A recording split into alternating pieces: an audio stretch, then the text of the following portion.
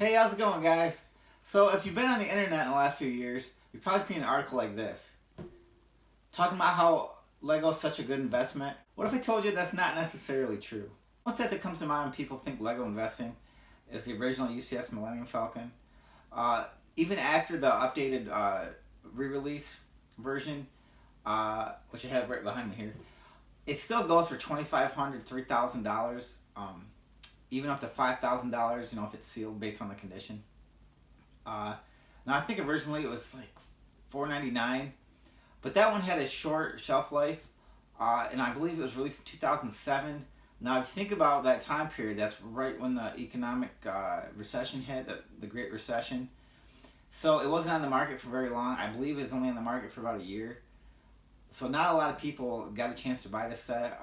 Financially, they couldn't afford it, and they had a short shelf life. So that's why that one has had such a big markup.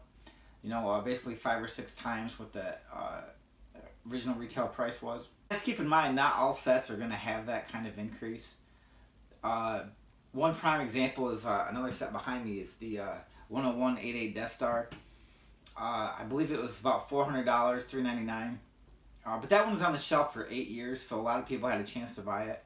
And it's basically as soon as it retired, another set took its place, a slightly updated version, which cost $100 more. So the original 101-88 Death Star playset really hasn't increased in value much at all. So let's say if you bought that, even when it retired, I believe it was end of 2015, maybe 2016. Even if you bought it like right before it retired, you really haven't seen any increase in the value of the set. Some other examples, for instance, I bought the Encounter on Jakku set and the Battle on Takodana set. I want to say in 2017, for a steep discount, like 75% off. I believe they were like $15 or $16 each. And I just recently sold the last two I had. I sold them $60 for the pair, including shipping. So I really didn't see much return after fees. Which I'll talk about that in a minute. Another example here is Krennic Shuttle. I think they originally retailed for $89.99. I think I paid about $60 just before it retired on sale. With that one, I have a tough time making money, especially a return on it. I looked it up. It's going for about $110 plus shipping. So after eBay, PayPal, and state taxes, it's going to be hard to make any money. I won't make much. I'll get my money back, but I won't make much. Plus shipping is another thing you have to consider. Larger boxes like this can get very expensive shipped. We'll talk about that in a minute. Another example, not to focus so much on Star Wars, but other things like Marvel sets. This is the Thor's Weapon Quest. I got this on clearance for $7 at my local Walmart. I think it's going for about $25 shipped on eBay right now.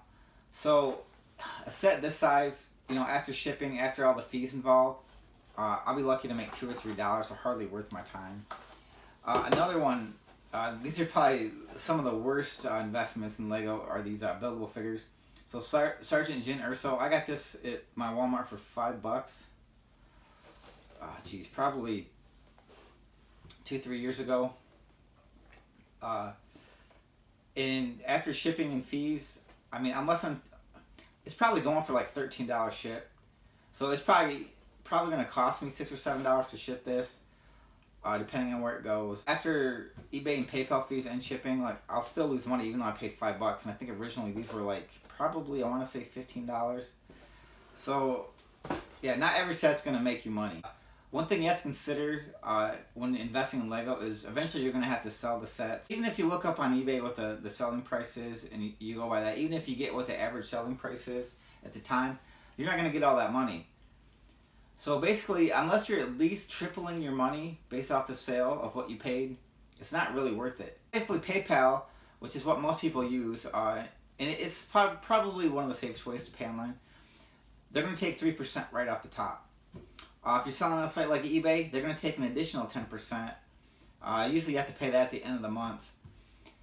And if there's state taxes involved, a lot of times PayPal will take that right off the top now too. So right there you're losing 20% right off the bat. So shipping, As I mentioned, shipping can get quite expensive, especially for larger sets, and that can be kind of tricky. Like for instance, the box size. I mean, this might weigh 4 or 5 pounds, but due to the box size, it could cost anywhere, depending on how far it has to go. It could cost $20, $25, $30 to ship. So keep that in mind when you're selling Lego sets. Don't just look at what the price that it's selling for is. Look at the shipping, and you have to factor that in as well, because if you undercharge for shipping, it's going to eat up a lot of your return. Now, if you're getting Lego on clearance, that's probably the best way to do it. If you can get it for 50% off, I would say it's probably the magic number if you want to invest in certain sets, especially some smaller, non-exclusive, non-direct-to-consumer sets. But you have to remember too, if you're getting them 50% off, a lot of other people are too, and they're probably doing the same thing. So it's no guarantee that it's going to skyrocket in value once the set retires.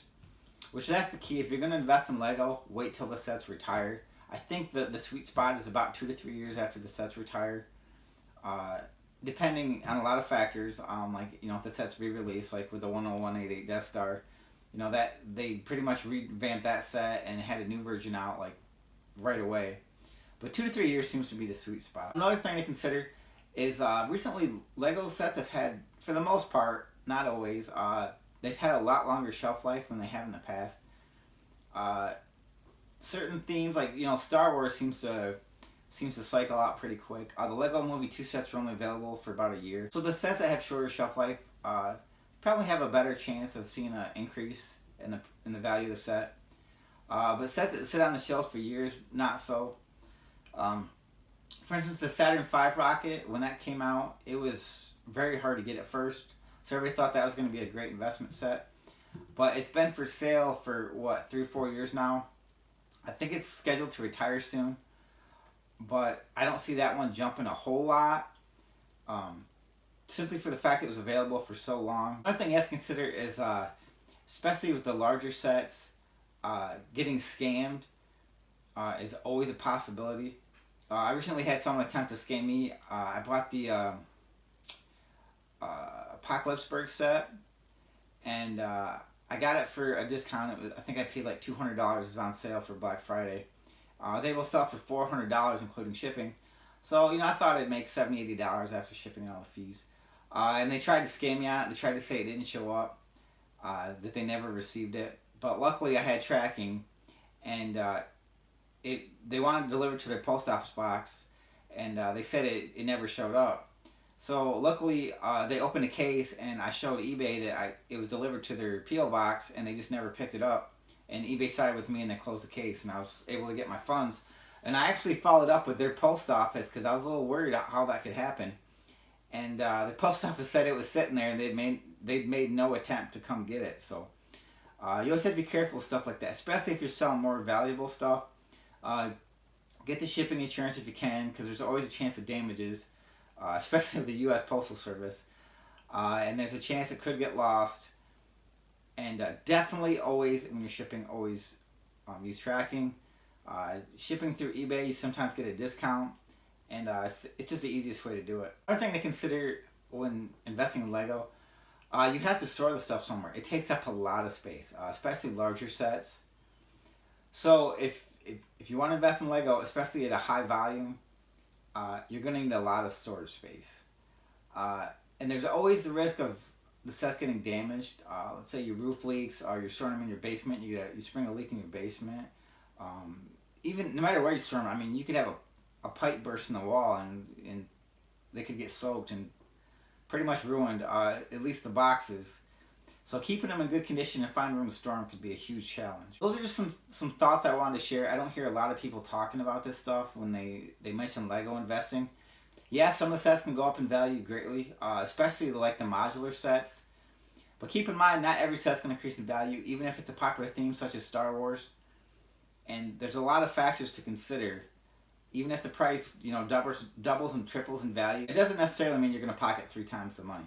So if after hearing all that, you still want to invest in Lego, I'll probably do a follow-up video or two showing some tips and talking about some of the better themes that do quite well, the set types that do well, large sets versus smaller sets. So if you like the video, please click the like button. If you want to see more tips and more information on Lego investing, please click the subscribe button. Hope you liked the video. Thanks for watching.